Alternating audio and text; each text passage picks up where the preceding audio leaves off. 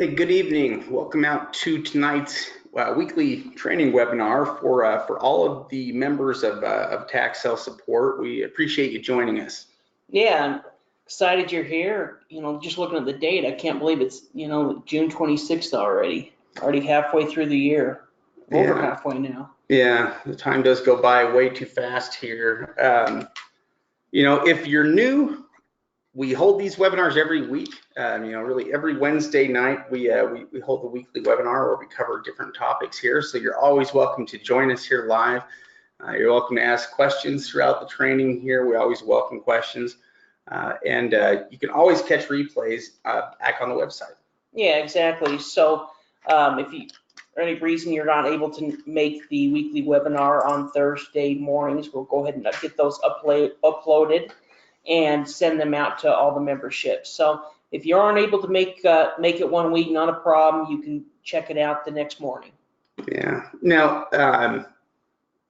what we're going to talk about tonight is related to the steps involved to conduct property research prior to making an investment. And I think the due diligence is really what it's kind of about. Due diligence that we do prior to making investment purchases. And there are some simple steps that we can follow, I think, with most investments. But it could vary a little bit, maybe with big investments. But for the most part, these are the steps you're going to follow all the time. Yeah, definitely. I mean, these essentially we're going to go through the different steps, the different 6 steps that you'll go through, like Shade said, in finding the investment, from finding the investment to actually buying the investment, and the due diligence process and some of the research steps that you're going to take really from A to Z. Yeah. So due diligence, if we're talking about what it is the process of evaluating and researching these potential investments for profitability. A lot of this is about trying to find potential, in the properties we're looking at, profit potential. We're trying to find, the best deals, but we're also trying to identify risks or eliminate risks, as we're doing the research, as we're learning more information about the properties. Yeah, exactly. I mean, really, due diligence is just the process of evaluating the investment, finding and evaluating the investment, and making a decision if it's worth buying. And how much due diligence is needed, it can completely depend on the investment. For example, a tax lien investment is going to take less research and due diligence than a tax deed investment. Yeah, in fact, the vast majority of your tax liens could probably be purchased. Really, you could buy 95% of tax liens and just have them redeem. Meaning that they're a very safe investment. The vast majority of them redeem. But when it comes to probably with tax deeds, we are acquiring properties, and so there are a lot of other factors that come into play if we're talking about acquiring the property, because profitability is going to depend upon us being able to sell it. Yeah, and the first thing that you need to do to really do research on a property is understand how to do that. And the way to understand how to do that is to get educated. And as members of the program, you guys all have access to our home study course. Yeah, which probably it does not get used enough, definitely. In fact, it is part of the course materials that you download here as you get started. But what the home study course is going to cover a number of details here. All of the ins and outs about how tax liens and tax deeds work. They're basically going to help you understand an overview of the system and how it works, but also many of the specific aspects of tax sales. Yeah, and we have 5 different study guides, and getting started, you're really going to focus on the first 2, which is the workshop manual and the quick start guide. The workshop manual is going to go through a lot of these topics that we see here, as far as researching properties and potential risk and determining property value. And then the quick start guide is really going to help you get your business going, where we go over the investor profile types.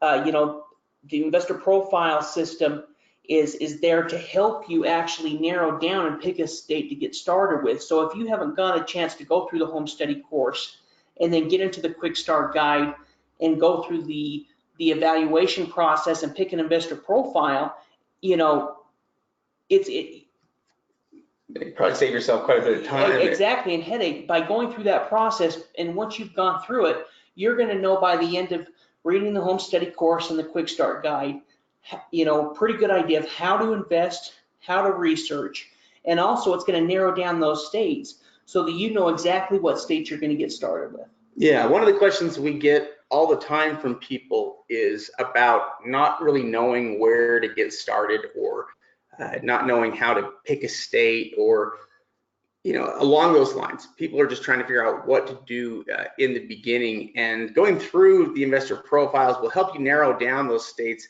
so that you know exactly which states may work, or will not work, definitely, so that you can eliminate all of those and focus in. You know, the idea is to try to, you know, eliminate everything and decide what you're going to focus in on, and you know, having an investor profile and the states that it works in allows you to do that. Yeah. So as far as the 6 due diligence steps, essentially there's going to be 6 steps that we're going to go through, from, you know, researching the state and the law to bidding on the property. Yeah.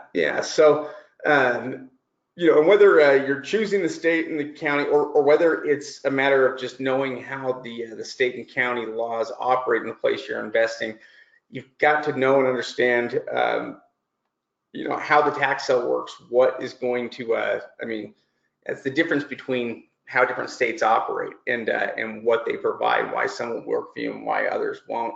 But, you know, if you're going off an investor profile, you should end up with a state that is going to work, you know, or at least that offers the kind of investment that you need. And from there, it's a matter of trying to find opportunities within the state, you know, and the individual counties. And, you know, really, you're just trying to find a list in the beginning, but, you know, you're going to have to go to individual counties probably to find that. Yeah. You know, after that, what we're going to be looking for is going to be dependent upon our buying method, whether you know, whether we're going with an auction or buying something over the counter. But either way, it's going to result in us trying to get a list. So if there is a tax sale, then we're going to need to look at the rules and procedures. In fact, it's really easy to get wrapped up in the inventory of a tax sale and to forget about the rules and procedures. But we need to know what the rules and procedures are if we want any chance of being able to participate in the auction. You know, it's also going to be true of over-the-counter properties, because the county is going to have rules and procedures for how over-the-counter property is, how offers are submitted, and what the approval process is, and many details like that you're going to need to know if you have, you know, if you're actually going to buy something. Yeah, absolutely. And then we'll just continue through the process of evaluating it and really going through these 6 steps. So, you know, we kind of mentioned a little bit about the state laws and reviewing the state laws. And, you know, once you've gone through that investor profile and picked an investor profile, it's going to have a list of the states, and that's where you're going to review each one of those states and see, you know, pick a state to get started with. And in reviewing the state, it's important to, before you invest within that state, it's important to go read the state profile either on the website or within the study guides. It's going to help you in researching the property. It's going to have information that's going to be important and information that you're going to need to know as you start researching the property. Yeah, well, I think that it's a good idea to definitely read the state profiles. And if you're investing in a state, you know, it's a good idea to go to the state law and to actually try to read it and understand it, because you may be able to pick things out of there and understand things a little bit better. You know, ultimately, it's how you're going to, well, that's how we determine how states operate, is, you know, is by going to the state law. That's what's going to determine why and how they do what they do. Yeah, well, and sometimes if we're investing within a state, we'll even go and look and see if there's any newspaper articles or stories or anything like that about tax sale investing within there that can help give us some additional information.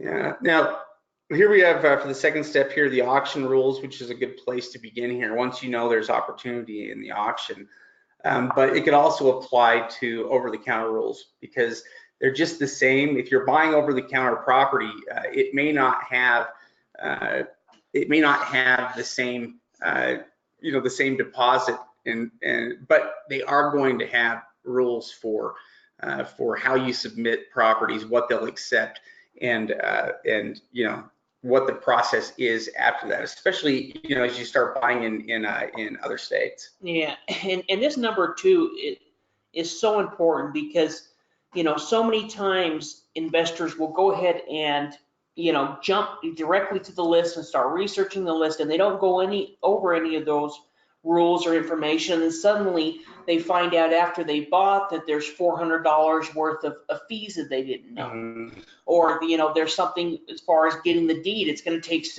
going to take 2 months, or there's all of this different information, and the last thing you want to do is be surprised. Yeah.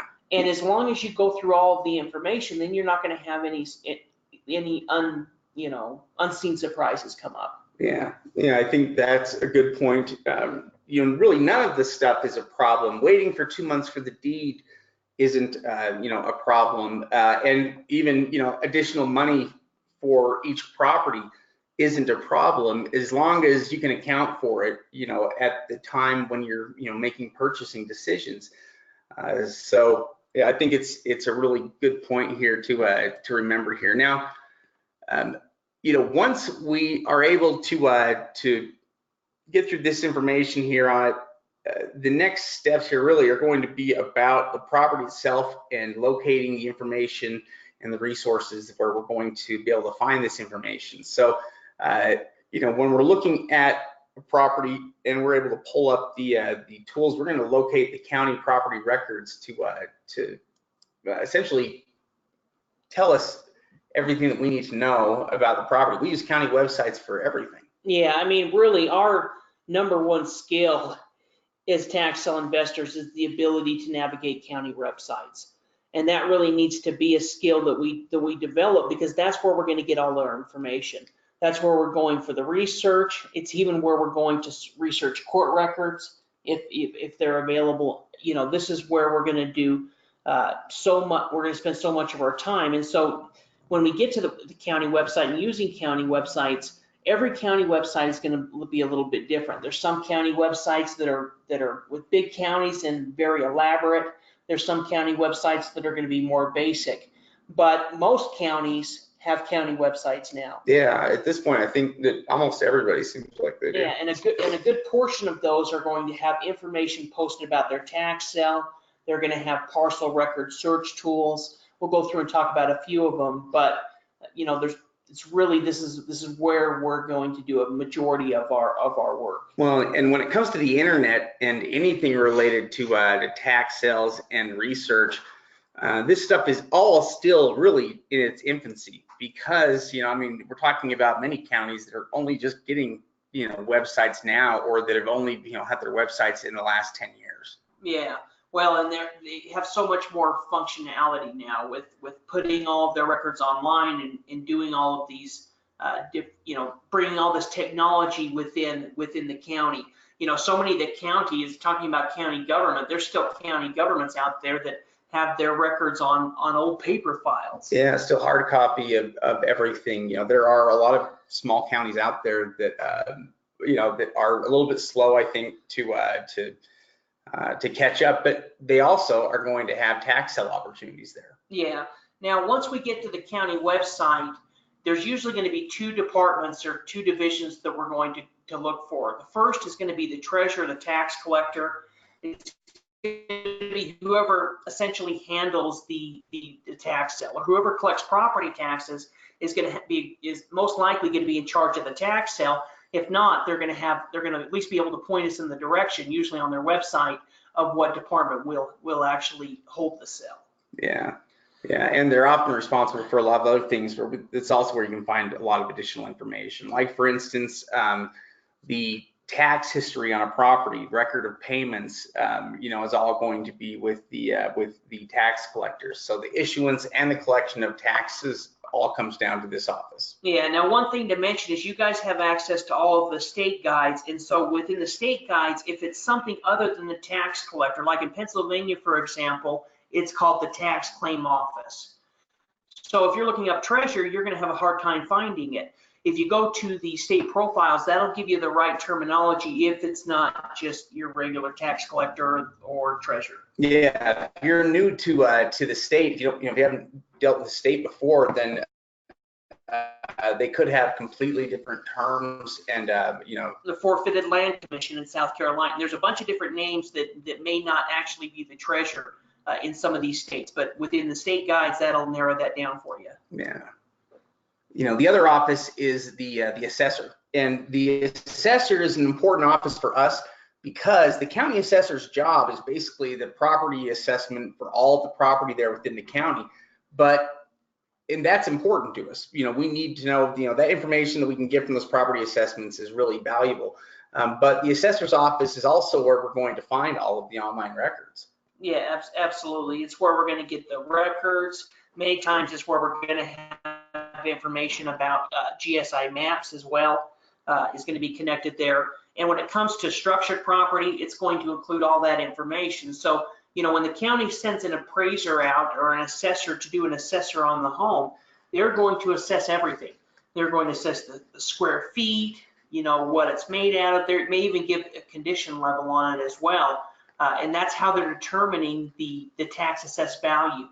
And so in doing that, essentially, they're going to note all of that information, and most of that information is provided on the county record. Yeah, in fact, I think when it comes down to property assessments, it's pretty amazing. The more you look into it, the more you look into property assessments and how they work and all the details and everything with them, they really are pretty remarkable. But for us, what's important is the information relating to the property's value and helping us, determine that value. And to do that, we've got to read the property records and know how to locate them. And to do this, what we're going to be doing is we're going to be searching through online records.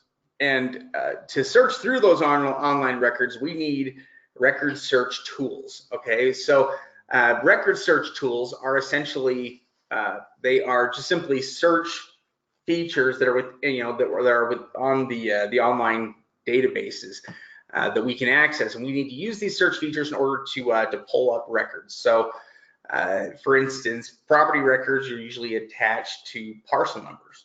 Yeah, absolutely. And within those property records, that's where we're going to pull up all that information that we saw within the assessor record. So that could be the property records, property appraiser records, or assessor records. In addition to that, we talked about a little bit earlier within the tax collector's office is going to be those tax records. Yeah. Now this can be very important if you're purchasing tax liens and need to look into the roll-up of past year's tax liens or anything like that.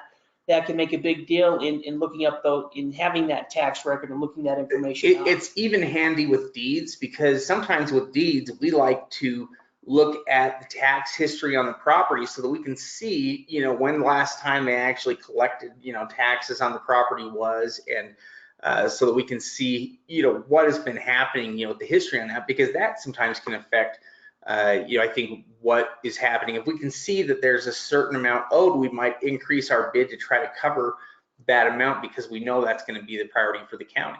Yeah, absolutely. In addition to the property records and the tax records, more and more counties now have GSI maps, online maps features that have all types of different tools that you can use, from satellite imagery to different, all kinds of different tools that are available on them, and make it very, very helpful in finding the property, finding the location, the boundary lines in reference to the other properties around it. When we first got started, we had to research all of the properties using a plat map. Yeah, really, online maps have been amazing. In fact, what's even more amazing is the way that all of the online maps are integrated with the property assessments now. In most cases, when we pull up a map and click on a property, the property assessment is, like half the information is usually right there, and if it's not, it's one click away. Yeah, or it'll be right there within the property records. So right there within the assessor records will be the link that we can click on, and it'll pull up the exact right, GSI map. Yeah, the county mapping is something that has come a long way, and these online mapping tools are also, really helpful. The court records, last one that you have listed there, in a way, these are a separate set of records. These are not the same records. When we're talking about county records, like property records, the court records are not usually really a part of that. The court records are separate. And so when we go to search records out, we're going to search court records specifically when we're trying to find information about liens against properties or judgments, things like that. Whereas the property records, that's where we're trying to find actual appraisal information. Yeah. Like we mentioned, the property records are going to be with the assessor's office, the tax records being with the tax collector, but the court records are going to be done through a court. Could also probably say clerk records as well, because sometimes the clerk will handle it. But this is going to be whoever's in charge of, issuing or recording liens on the properties, mortgages, judgments, anything like that. And if they do have the court records online, we can look up the past owner's name and really do a pretty good search to see if there's any liens that we need to be aware of. Yeah. So, when we are looking for county records, oftentimes now are linked directly to the list. So if you're looking at the list, there's a lot of times a link right there. So on each property that you can click on that will just simply pull up the county property record for us. It makes it really fast and easy. Yeah, well, with any type of online auction, they're going to have, live links that'll take you directly to the property records, and even some, PDF lists as well that the county will have links as well.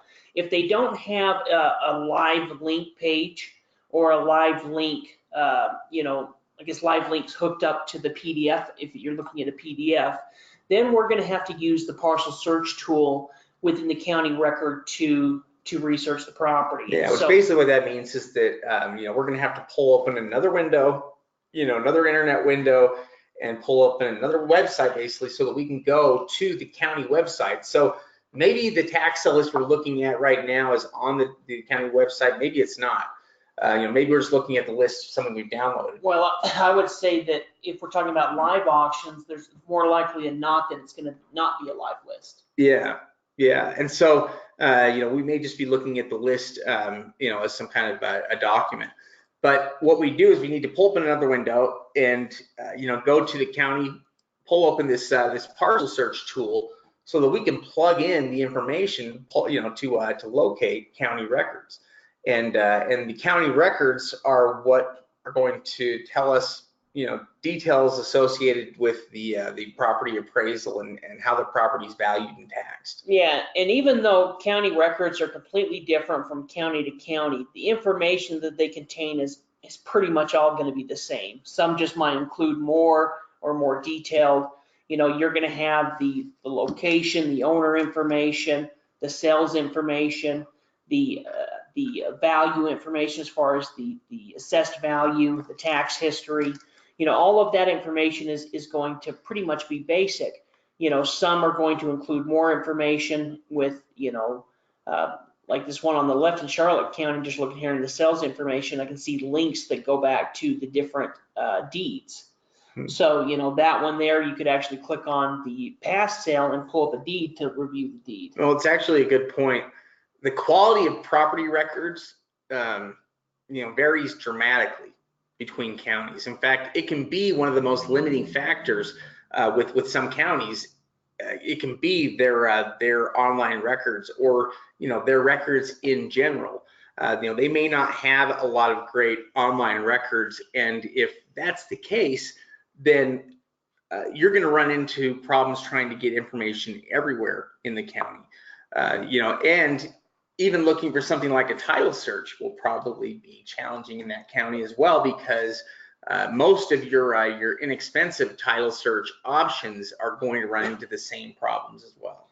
Yeah, and really at that point you kind of have two options. You could either walk away, or you can go down to the county courthouse or do whatever's needed to get that information. Now, one advantage or one thing to think about if you were to continue looking within that area is that if it's difficult for you, it's difficult for other people. And if it's difficult for other people, a lot of those people are going to give up before a lot of our students do.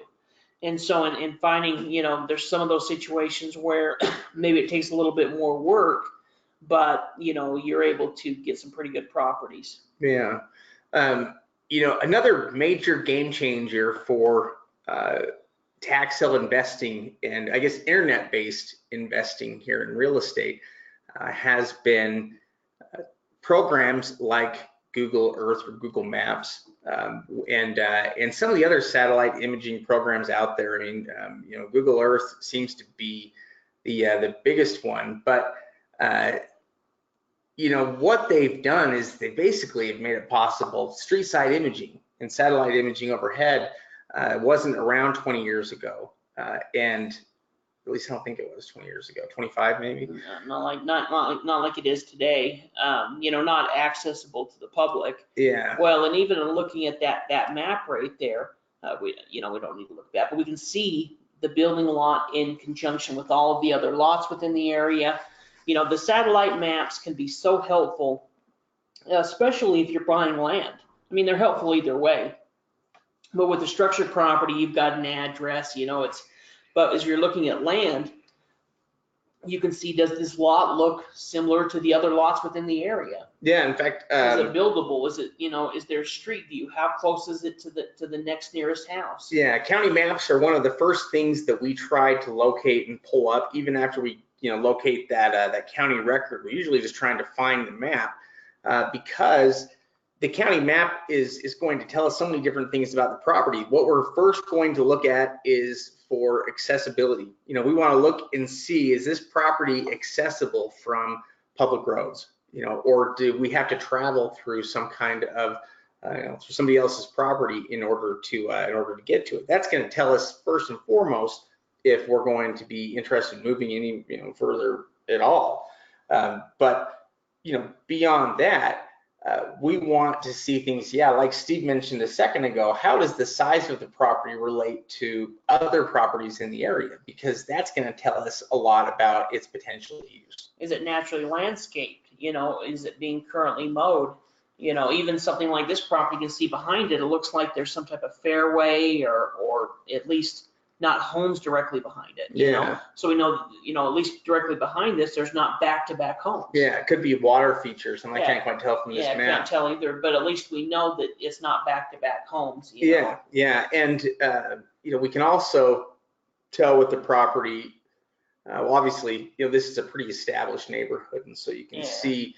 We know street, where the streets are located, the cross streets. Right, and that's really, we're going to use that. That's the other thing that we're going to do is once we are able to kind of figure out exactly where it's at, if it doesn't have a physical address, which a lot of times these properties are not going to have a physical address, but we can locate the nearest cross streets so that we can pull up something like Google Maps and locate the property.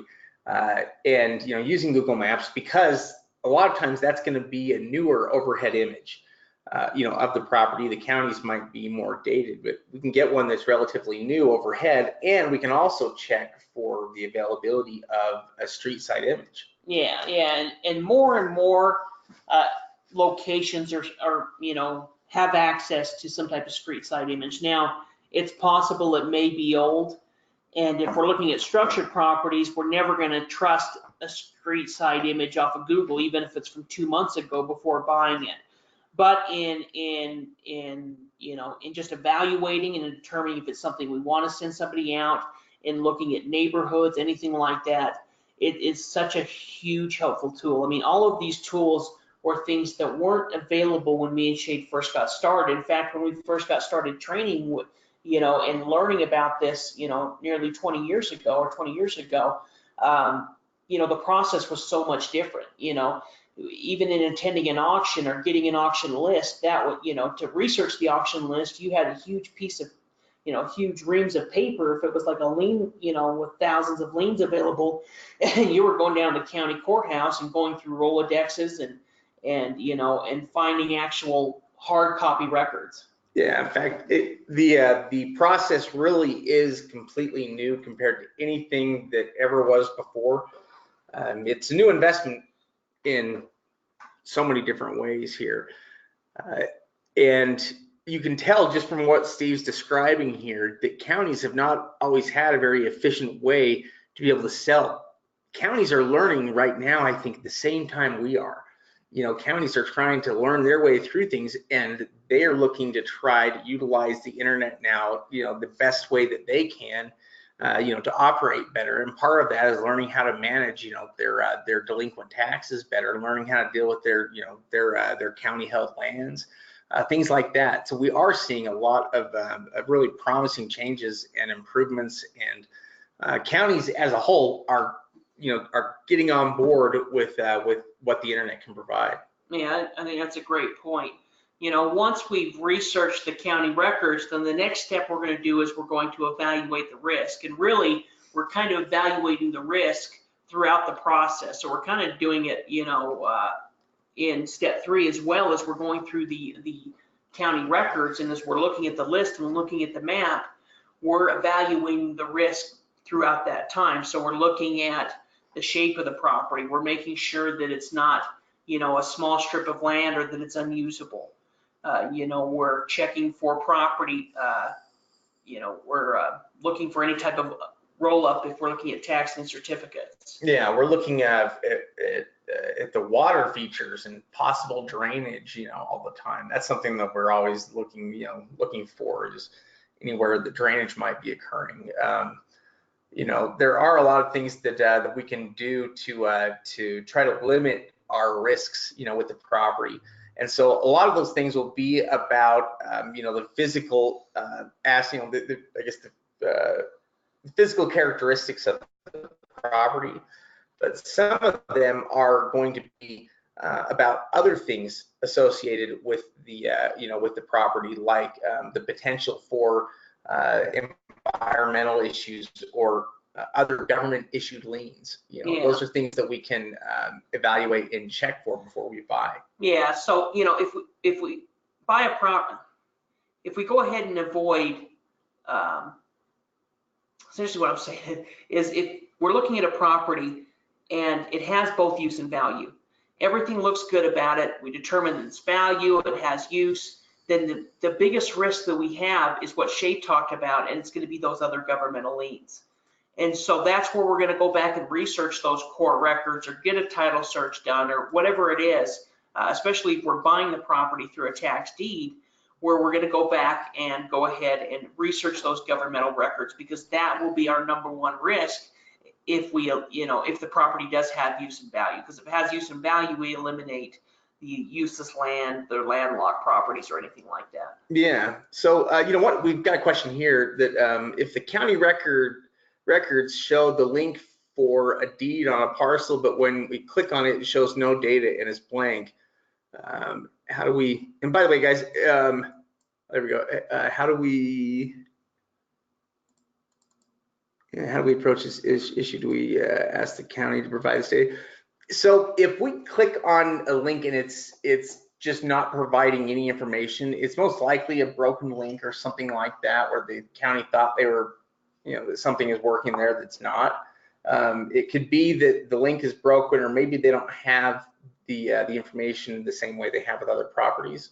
Yeah, most likely it's broken link. We just contact the county and see. Yeah, but essentially though, the only way to really find out though is to contact the county, and ask them in regards to it. So, we would just get the parcel number and also maybe try a few different ways here. If it's a particular document you're looking for, we might try going about getting that a few different ways, but you can always call the county and ask.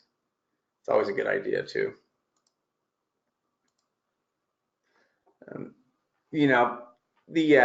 Which, by the way, also when we're evaluating risks, we have, there's lots of webinars we've done where you can look at different things you can do in terms of ways that we can check for things, like, for instance, liens, and how we can do that. But when it comes to evaluating the value of the property, what we're talking about there is its market value, or, you know, what it actually might sell for. Yeah, absolutely.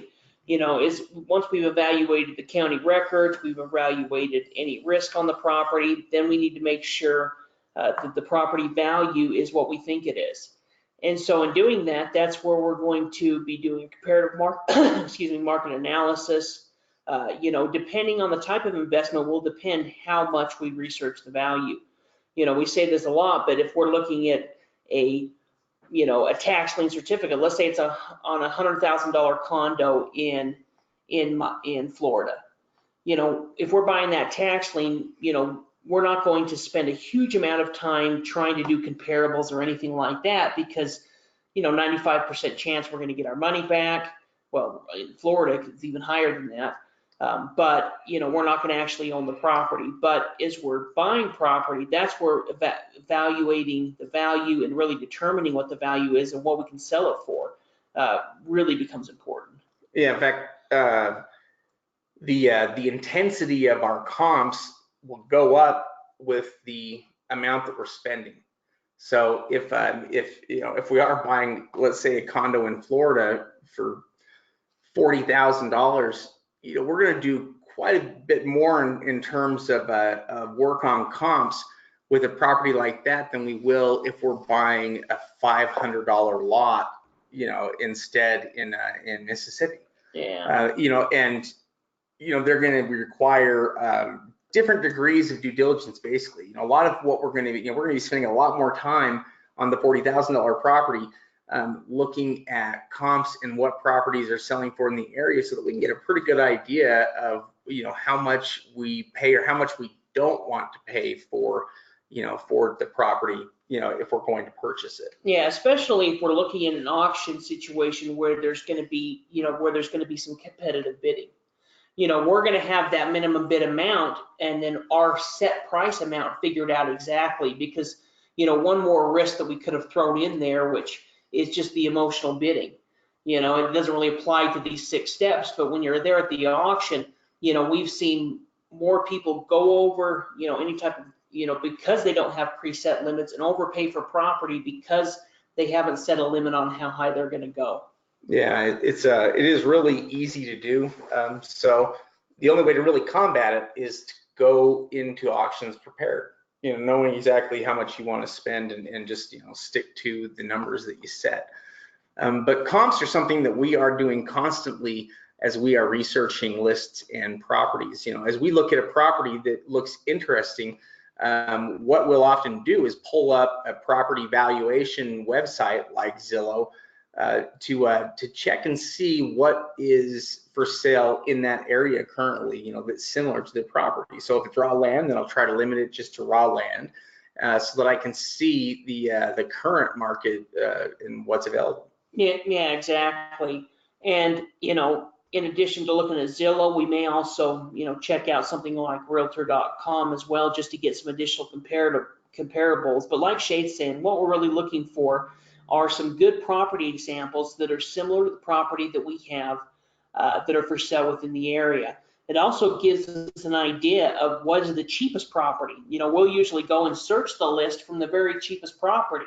Now, you know, doing comparables on something like land is not quite as detailed as doing a comparable for, say, on something like a home. Yeah, in fact, you know, really they are quite different. You know, with land, we can look and know just off of general size. Yeah, you know, we're more kind of flexible in what that price value is. Mm-hmm. And, you know, also with land, oftentimes we're paying a lot less for it, you know, and so it also makes all of those decisions easier. I mean, you know, everything is easier the cheaper, you know, the prices, you know, that you're paying. You know, as you're, you know, as the price you pay incrementally, you know, gets less, it becomes easier to make decisions about it. Yeah, exactly. Easier to sell it too, because you can offer it for so much less than anybody else can offer it for.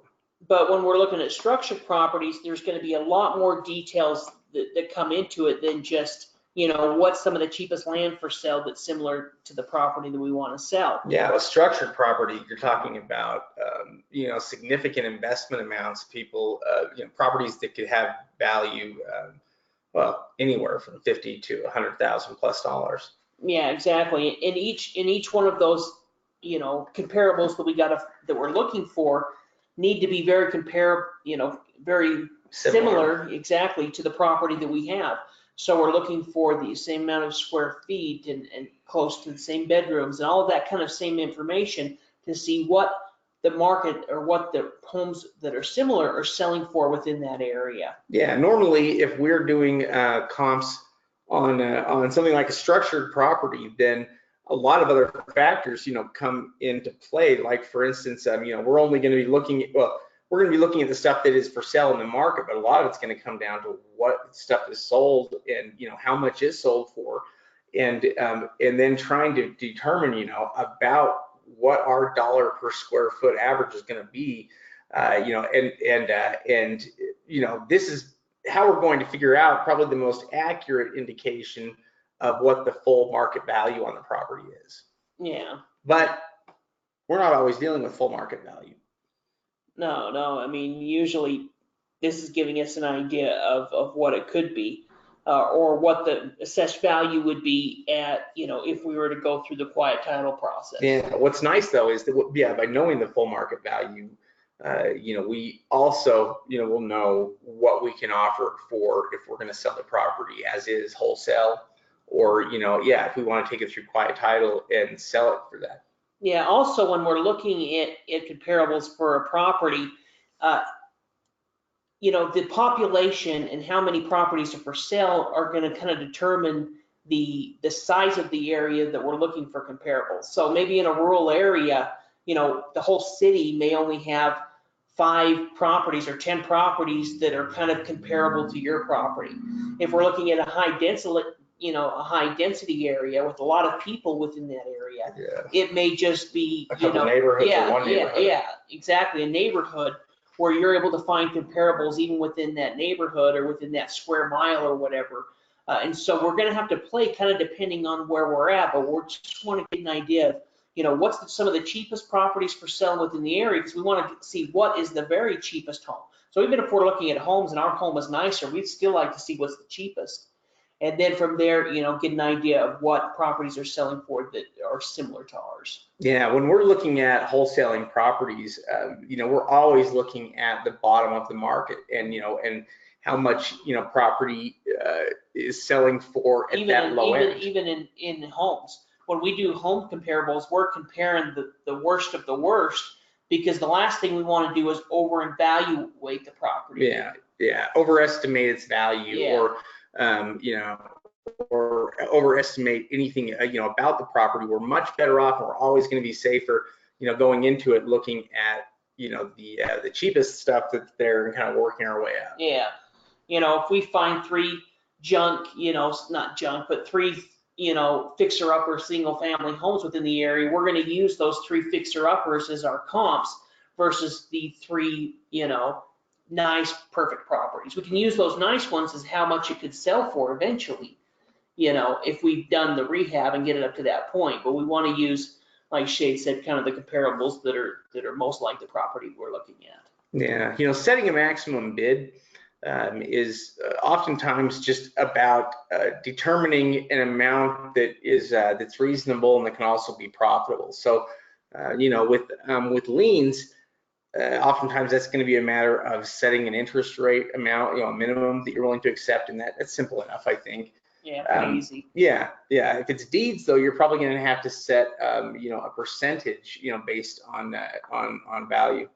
Yeah, absolutely. Whenever we're looking at a property, we always base our bid amount off a percentage of the property's value. So if we're looking at a $100,000 property and we're willing to bid up to 20% of its value, then essentially we'd be bidding $20,000 on, or would be willing to go up to $20,000 on a $100,000 property. Yeah. Now, when it comes to a lot of the property that we like to go after, we want to get it for as little as possible. But it also has to be based on what is possible within that area, and what's available. And so, we can't really set that amount for what we're going to be able to buy property at. That's going to end up getting set by the market itself. So, for instance, if we were buying property in one state, like if we're buying property in let's say Mississippi, it's going to be quite a bit different than buying property somewhere like Florida, where we might be able to pick up property in Mississippi. Let's say we can get it. We're looking at stuff that we can get for less than 10 cents on the dollar. Maybe we're even looking at some amazing deals we can get there for low amounts. But if we go to another state, the bidding may be far more competitive, and even setting an amount like 20% is not going to be enough to get us anything.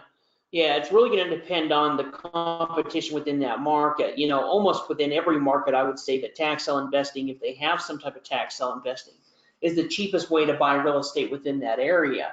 But, you could be totally limited to how many sales they have, and also to, like Shade said, to the competition.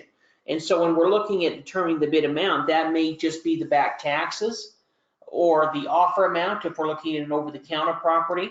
Or if it's a property that's going to auction, we're going to have that opening bid amount, but we've set kind of our hard cost. So it starts at 10, we'll go to 20.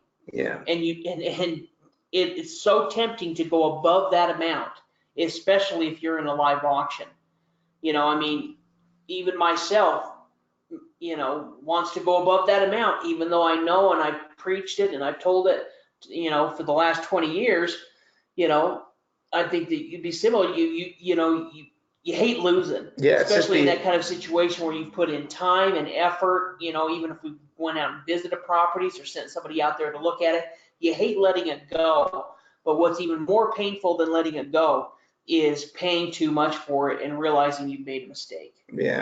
Yeah, I think those are good points. And yeah, it is so easy to do. It relies on our nature, and auctions are, they bring out the best and worst of us in a lot of ways. So well, if you go into one of these auctions, from the county, a lot of times they'll bring in professional auctioneer. Mm-hmm. This guy or this gal, whoever's the auctioneer, is their job is creating that excitement and creating bidding wars and creating competition. Yeah, and you could be competing with professional investors, or you could just be competing with with some local that is caught up in the excitement of it and thinks it's something good. You never know really who it is there, but with the auctions, I think that's part of the risk with an auction is trying to avoid those situations. But there's still always opportunities with auctions. Yeah, well, the professional investor, or usually won't get in those same mistakes. Who you're going to find getting in bidding wars a lot of times is that brand new person who just showed up that has some money to spend and sees that you're bidding. We've seen two people bid against each other because both parties thought the other person knew what they were bidding on. I think that's happening half the time. Yeah, both bidding on pieces of junk. Yeah, it happens all the time. And so they're thinking, well, if that person knows something, then, they must know that it's a good property, so I'm going to bid against them. And that person's thinking the exact same thing. Yeah, it happens all the time there with auctions. The easiest way to avoid it is just to go to the auction prepared. Check out the properties that you're interested in, or if you're not dealing with an auction, which many of you may not be dealing with, and you're buying over the counter, then you're bypassing that altogether, and you're focusing more on properties that are currently available or they're being offered different ways. There's good opportunities for in both categories. You can find good over-the-counter opportunities out there, and you can also find great auction opportunities out there. In fact, it is, though, we do often see the most valuable properties sell at auction. Yeah. We see some great stuff come to the over-the-counter list, but they always get that chance to sell at auction before, and a lot of the good stuff does. Yeah, exactly. So outside of that, let's talk about some of the things, kind of a checklist here of things that we're going to be checking here on the property. So we're going to be looking at the assessed value. We want to also know what the annual taxes are. These are part of the holding costs. So you don't want to buy a property just to find out that it has a ridiculous property tax amount, that suddenly you're responsible for paying. And maybe that was the reason it went to the tax sale to begin with, is because it has some type of outrageous property tax that wasn't worth holding onto the property and paying that year after year. Yeah, changes in zoning and things could suddenly make a property that really has no use be taxed at a much higher rate, than we were just looking at a property like that this week where it was like listed for $40,000 and then suddenly jumped up to $200,000. And we were trying to figure out what happened.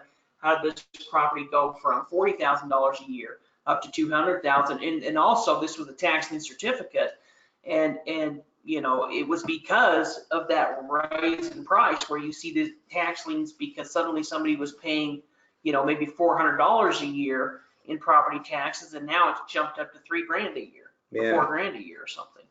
Yeah, some dramatic changes can happen there. The lot size and location are always important for us, both for its potential use and accessibility. If we're talking about improvements, we've got to have boots on the ground.